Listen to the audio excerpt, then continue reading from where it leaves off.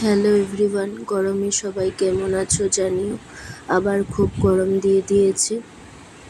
এই ঠান্ডা বৃষ্টি করতে করতে হঠাৎ এমন করে গরম দিয়ে দেয় না, মানে সহ্য করা যায় না। ভীষণ শরীর ক্লান্ত হয়ে যায়, ভালো লাগে না তখন কিছুই। তো দেখো, ফটোগুলো তো খাবারের পোস্ট করেই দিয়েছি। এখন তোমাদের সাথে রান্নাগুলো ভাগ করে নিলাম। রান্নাগুলো কেমন হয়েছে দেখে জানিও, আশা করি সবার ভালো লাগবে। আর হ্যাঁ, রেসিপিগুলো কিন্তু পরে আমি শেয়ার করে দেব অন্য কোনো একদিন।